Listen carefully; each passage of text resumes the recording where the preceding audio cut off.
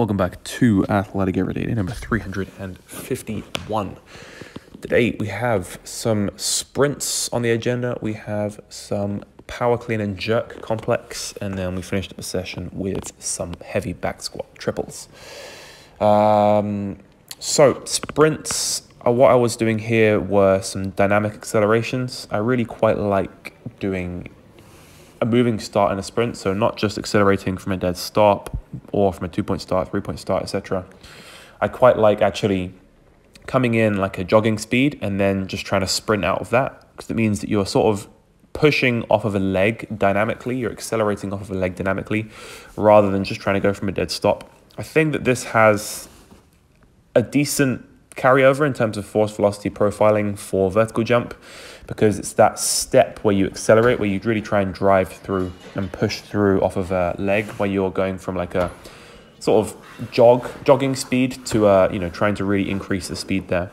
I think that has a nice carryover into vertical jump, especially on that penultimate step. When you're going into the penultimate step, you're trying to accelerate and push through that penultimate step, create as much length as you possibly can before you then catch into the plant and block step, which is then going to allow you to take off. So the better you can accelerate and push through the penultimate step, the better you can accelerate dynamically off of one leg is going to improve your ability to be explosive and to jump higher, but also to accelerate and jump faster as well.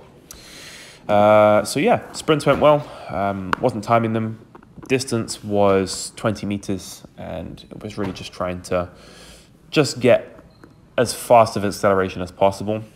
Intention was just to push hard through one leg, obviously alternating the leg every time I went round, and yeah, just to increase the speed as quickly as possible. So the acceleration is almost instantaneous, or it feels instantaneous. So you're going from like, I don't know, you're going from 20 to 100, not 0 to 100, but 20 to 100 real quick. Then I moved into these power clean and jerk complexes. So this was power clean from the floor, followed up by a hang power clean above the knee, and then 2 split jerks.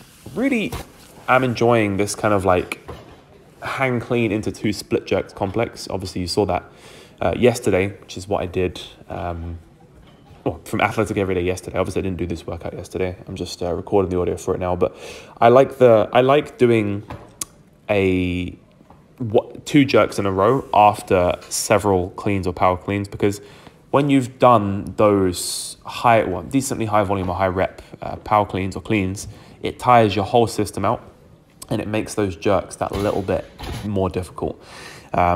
Basically, it's going to teach you to be doing jerks when you're tired. So if you've done a maximal effort clean, then it should, in theory, condition me to be able to jerk the bar overhead even when my whole system is tired and when I'm struggling.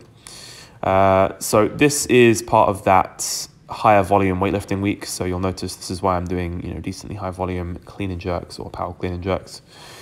Yeah, so the thing I'm not really sure about is how high of a rep count you should be doing for cleans. I think that if you're just going to do like a triple, or even I've never even seen anyone do like a triple or a set of 4 clean and jerks in like a weightlifting program. It's usually at most like sets of 2 or 3, or it's if you're going to increase volume with clean and jerk, especially because it's 2 movements, instead of doing like sets of 3, 4, or 5, which isn't really done in clean and jerk, although it is sometimes, but I don't really see much of it. It's more just doing more complexes, if that makes sense.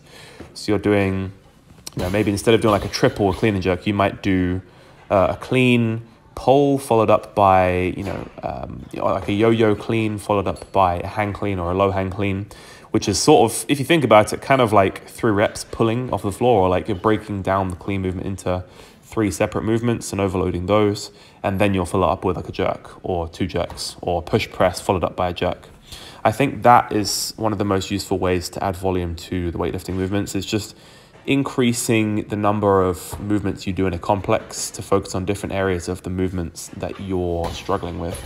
At least that's what I found in my research of how weightlifting programming is done. I'm obviously still a novice weightlifter. I'm not I'm not a pro by any means, but I can see how these complexes would benefit someone who was looking to improve their weightlifting movements. And obviously I'm hoping that that will do the same for me as well, as I'm working on improving my weightlifting total this year. Anyway, power clean complex complete. I moved into some heavy back squats. I was doing heavy back squat triples. My weight that I use as a gauge for how strong I'm feeling is 140. If 140 moves well for me, 3 blues, then it's good. And then I can start to look at increasing the weight. So I jumped up to 145, which is not the heaviest I've ever done for a triple. I think the heaviest I've done for a triple is 150 kilos, if I'm not mistaken. So closing in on that with this workout here. I felt like this weight moved really well, actually. You can be the judge for yourself here, have a look. But I think the bar speed was okay. Form was pretty nice. Usually when I struggle on back squats, I'll get quite hingy because I've got long femurs, but I'm pretty happy with this for where we're at in the training cycle right now. So we'll take it. We take these wins. Anyway, that's it for me today, guys. Appreciate the view, and I'll catch you guys in the next one. Stay athletic.